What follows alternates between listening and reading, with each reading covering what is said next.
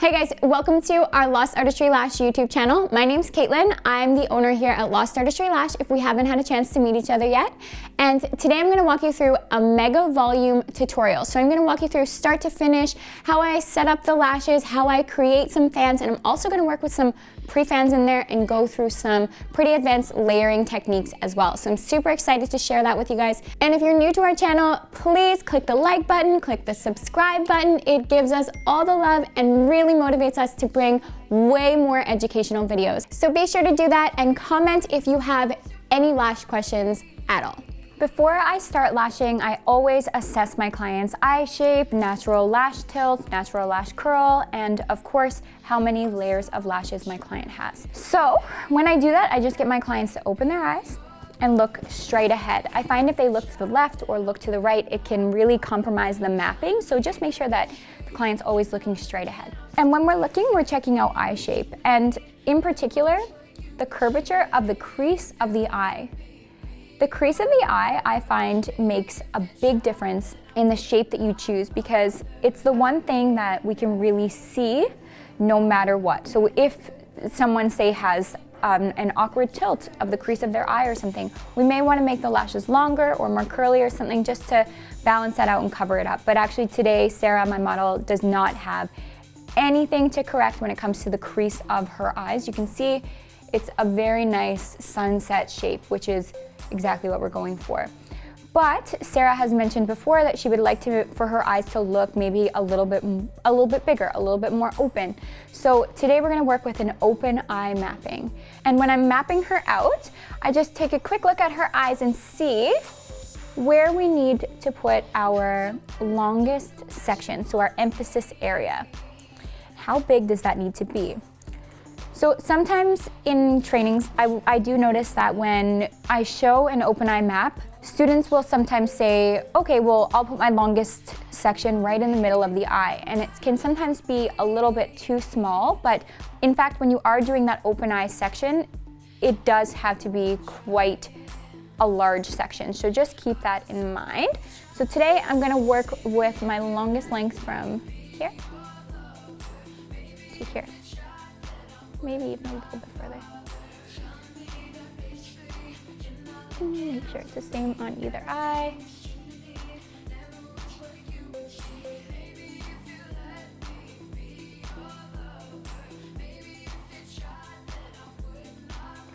And that's where I'm gonna put my longest length, so you can stay close. Sarah's actually sensitive to the light, so this is a good opportunity for me to quickly chat about that. So we are working with our Lost Artistry Lash LED light, and for filming purposes, we've already chatted that we have it on the highest setting because, of course, you can see much more. But if this were a regular appointment, I would turn my setting down. So that's a really nice thing about an adjustable LED light is you can change the settings from low, level 1, all the way up to level 5, which is its highest, which is what it's at today. So great for clients who have sensitivities and to avoid their eyes watering like Sarah's is right now. So that's a really good idea. You can always start them on the lowest setting while you're putting the pads on and getting them all set up, and then slowly throughout your service, move the lighting up. That way it gives them time to adjust to the lights.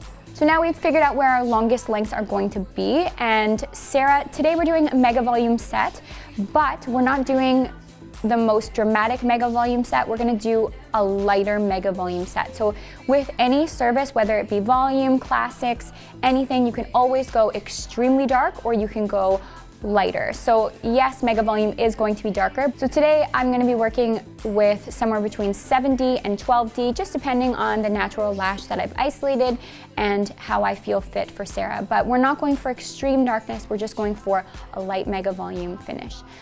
So I'm going to walk you through how to do that. And I will be working with both Profan and Handmade volume. Now, when I work with 0.03 diameter lashes, which I do for all my mega clients, I like to pinch the lashes, but you can also fan off the strip. You can do the side fan method. I'll walk you through at the end of this video. I'll walk you through how to pinch the lashes and how to fan off the strip for those 0.03 diameter lashes. And we're also going to be working with, again, Profan lashes. So I will be working with those 7 and 10D. We're going to get a fluffy really open, wispy, but still dark result for Sarah's lashes today. And I do want them to be fairly uniform. Even though they are wispy, I still want a really nice line. So how I'm gonna do that is by working with layers. So let's come in and look at Sarah's lashes from the side. So when I'm checking to see how many lash layers my client has, I just use my finger and lift the lid and look from the side, just like you're doing right now. And Sarah has heaps and heaps of layers, a lot, like 5 to 6 layers, which is actually very uncommon. But on the inner and outer corner, she only has 1 layer. So it's really important to take that into consideration. And so if this were a regular lash appointment where I was, rushed for time or whatever, I had a time restriction, then I would really consider only doing the top layer and the bottom layer first. So I would complete the full top and full bottom layer, and then I would go through and with whatever time I had left, work on that middle layer. Because if I started from, let's say, the outer corner or the inner corner and worked 100%, it would take me hours to do all of these lashes. So to save myself some stress, I would do the top and bottom layer and just hope that I can get as many possible lashes in between. And that would just it would look stunning. It would look completely finished. Today, I do not have any time restrictions, so I'm gonna go ahead, I'm gonna set about a 4-hour timer and see how many lashes we can get. And I'll touch back and let you know if I was able to get all of the lashes or not. I'm gonna say I probably won't be able to because she has so many layers, but 4 hours is a bit of time for me, so we will see. And when it comes to curl of her natural lashes, they actually stand up a fair bit. She has a natural, what I would say to a natural high lift of her lashes, so I'm not worried about correcting any downward angles or anything like that. And Sarah already says, although she is okay with drama, she likes it, she doesn't really want them to be over the top. So I'm gonna work with just a C curl today. I think that would be our best bet. And then when it comes to lengths, we're going for that liner, that dark liner look. We're not so much going for really long lashes. So what I'm gonna do is in my emphasis area on that bottom layer, I'm gonna work with an 11 or 12. Because she has so many layers, I'm gonna just hold up a classic lash and see where a 12 millimeter would sit, but she has quite a few millimeters between her bottom layer and her top layer. So 12 will probably look more like a 9 on that top layer. So I'm thinking 12 is the length that I will go for on the bottom, and then, as I've said, 9 millimeters on that top layer. And we'll just adjust the lengths throughout to suit the layer that I'm working on. And the one thing I will note though, since we've already talked about how she only has 1 layer on the inner corner and the outer corner, I need to identify, if I want a really nice clean line, I want to identify where the lashes on those inner and outer corners sit. Do they sit with the bottom layer? Do they sit with the top layer? It makes a big difference if you notice where those lashes sit. And for Sarah today, on the outer corner, those lashes sit on the bottom and the middle layer. So I'll adjust my lengths accordingly. And then on the inner corner, they sit in line with the bottom and the middle layer as well. So I'm going to go ahead and adjust my lengths to make sure that it has a really nice sunset shape. So I'm gonna flow with whatever lengths I choose for that section. Remember how I chatted earlier about how Sarah has sensitive eyes? So another trick when you're putting eye pads on for someone who does have sensitive eyes like Sarah is just stay closed.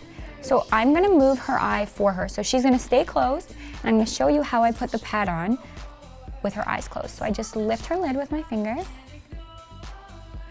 pull the eye open like this. And this is actually very comfortable for clients, and you can do this during services too if the pads have moved.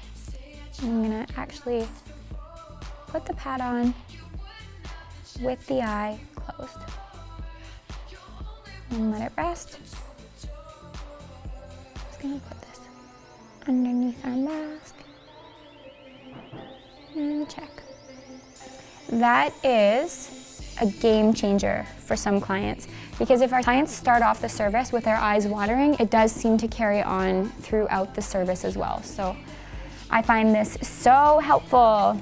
And I'm just gonna go ahead, I'm gonna prime the lashes with, of course, our Lost Artistry Lash Primer. All the products I'm using today are gonna be Lost Artistry. I will run through a list of what I used at the end of the service because I find sometimes I switch things up while I'm lashing. So I'll walk you through that as well as a mapping as soon as we're done.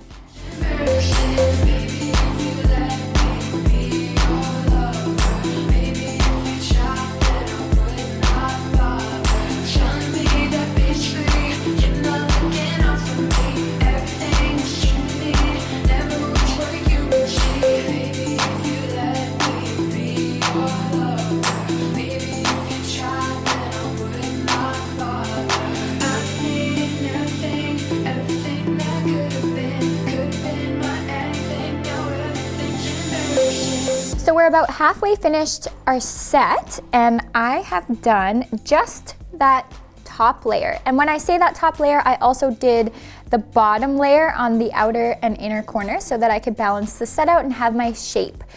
So when I'm halfway done, when I'm done that top layer, I just like to check to make sure that my shape looks good from not only my viewpoint, but also the viewpoint of the client for when they open their eyes. And how I do that is use my Lost Artistry magnification mirror and just lift the lid like we did when we were looking for the layers and check out and see how that shape looks and if any lashes are looking wonky. And it's cool too because you can really see the work that needs to be done on the bottom layer when you do this. And you can see how incomplete a set would be without doing that bottom layer. So everything looks good.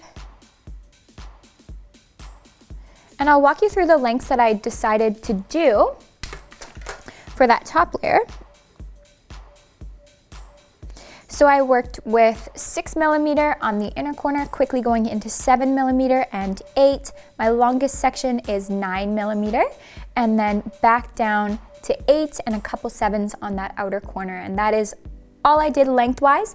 And now I'm gonna go do the bottom layer. And as I've said, I believe I'm gonna use 12mm, but what I'm gonna do first is put a 12mm on that bottom layer and then lift the lid and see where it sits, because I want a really nice line. So I don't want it to sit too high and I don't want it to sit too low either. So I'm really trying to match up the length, that 9mm, with the bottom length to match the exact same length of the top. So I think 12mm is gonna work, but I will let you know once we're finished the set what I decided to do down there. And that's just a really nice tip for your client when you're working on them and doing this style of lash. You may eyeball it out and think, okay, well, 12mm looks like there's a couple millimeter difference, so it makes sense for it to be 12 or 11mm, but you really will know once you start working. So you can place one lash, it's no trouble to remove just one lash and then try a different length, or you can even just hold it up and see how it goes. But yeah, so that's what we did for the top, and I will touch back when we do the bottom layer and it's gonna be complete. But before I move on, I do wanna say that every piece of work that I've done so far, so all the fans that have been applied have been handmade volume fans. And when I'm moving forward, I'm gonna do the rest in pro fans. So we did half the set handmade, half the set pro fan, just to show you that it will look beautiful.